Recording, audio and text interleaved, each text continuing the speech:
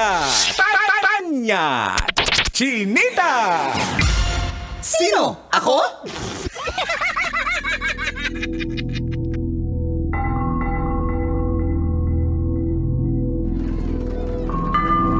Maayong adlaw, Luzon, Visayas at Mindanao.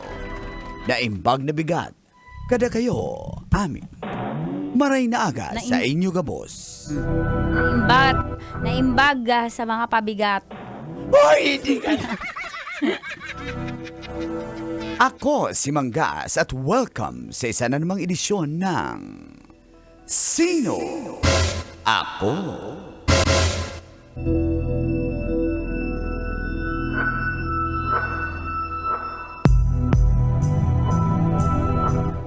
Umabot na sa korte ang sigalot sa pagitan ni Kim Chiu at ng kapatid niyang sila Kam Chiu.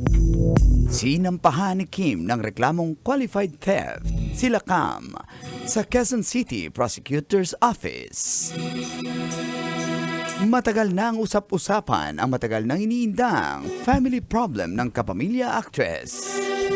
Inamin ni Kim na may kinalaman sa pera ang issue nilang magkapatid. Napag-alaman daw niyang may nawawalang substantial amount of money mula sa kanyang business assets.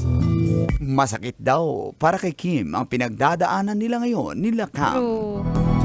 Napilitan daw siyang idemanda ang kapatid hindi lang para protektahan ang kanyang kumpanya, kundi pati na rin ang mga empleyadong umaasa sa mga negosyo niya. Ang qualified theft ayon sa Revised Penal Code ay pagnanakaw ng pag-aari ng iba at pagsira sa tiwala ng taong pinagnakawan. Kung mapatpatunayang may sala ang respondent, ang parusa para sa qualified theft ay prisyon mayor o 6 years to 12 years in prison or reklusyon temporal na may 12 years to 20 years. At kung ang ninakaw naman ay nagkakahalaga ng 4.4 million pesos o mahigit pa, maaaring maparusahan ang may sala ng reklusyon perpetua o 20 hanggang 40 taon na pagkakakulong. Kung ikaw yun, kabisyo, kakasuhan mo rin ba ang kapatid mo? Sino? Ako? Morning ko!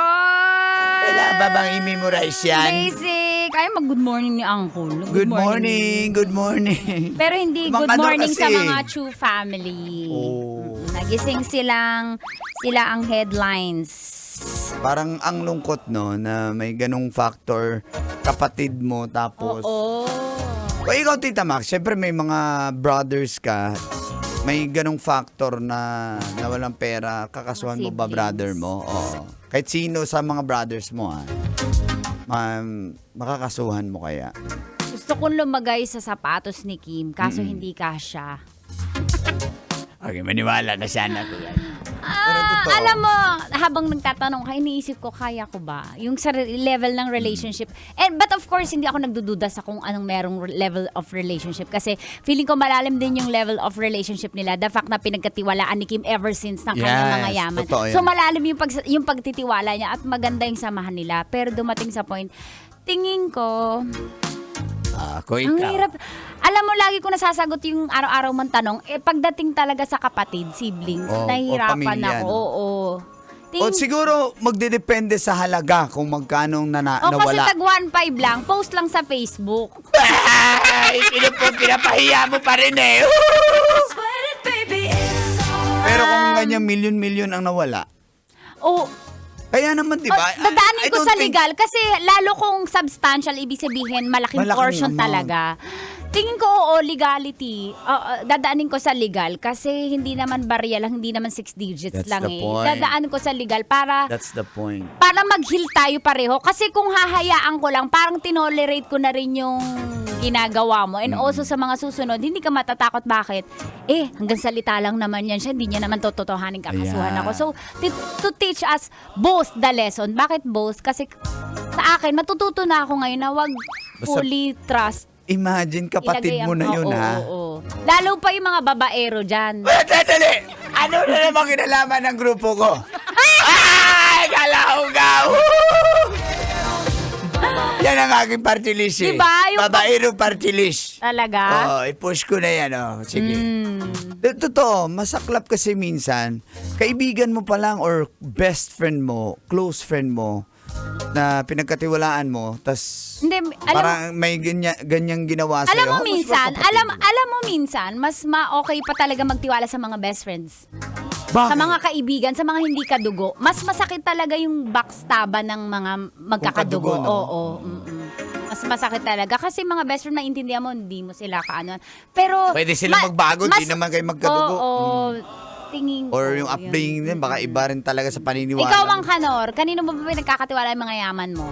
Ako, kung sino yung malapit sa puso ko. Pero Sino nga? maganda yung kapatid ni Kim. Hoy! Ay, wala namang masama mag-appreciate ng beauty ng babae. Chinese, no? Chinese. Anyo nga sa'yo? Chinese, ano nga siyo? Ha? Hello sa ating mga Chinese niya, mayong buntag. Di ba si Kim Jo, Bisaya siya na Chinese Ay, oo, taga Cebu, diba? taga Cebu, may Cebuana buntag. yun siya eh. Pero yun na nga po, I don't think kakasuhan naman ni Kim yung kapatid niya kung siguro nasa mga 100,000 or hindi natin pwede ilang kasi malaking halaga pa rin yun. Pero kung aabot na po sa million or millions ang nawala sa kanyang kumpanya, Oo, Kaya rin concerning siguro. na to. O hindi Yes. naman para mamahiya, ganun talaga sa mo ba dadalhin sa sa group chat, 'di ba? Hindi nadalhin hindi JC ka doon, titirahin ka sa JC. So sa Or iso ipopost sa social media. Parang, doon ka sa tama kasi ikaw ang nasa tama, 'di ba? Mga babaerong tama. ano na naman kinalaman naman? Lalo na si Kuya Gado, Si Kuya Gado? top 1. Hindi yan babaero si Kuya Gado. Babaero yan, si Kuya Gado. Hindi pa siya umamin eh. Wala pa siya sa watchlist ko. Galaw ka! Teka natin, basahin ko yung listahan, ha? Sige. Ng watch list, sige. At pang ilan si Gado? Uy, kakalista lang! Gado, galaw ka! Ba't ka nalista dito? Good morning! Ayan. Ayan, sinasabi ko Siyempre na. nakikinig din sa atin na 24/7 ama ng lungsod na Bacoor. Mayor Strike B. Revilla, good morning po. Mayor pare, Merry Christmas! Aba. We wish you a Merry Alam Christmas! mayaman ka, ba't ka namamas ko kay Mayor? Yung iba nga, walang Pasko pero nangangaruling eh. Sabagay. Morning, ingat Nasa kayo. watchlist ba si Mayor pare mo?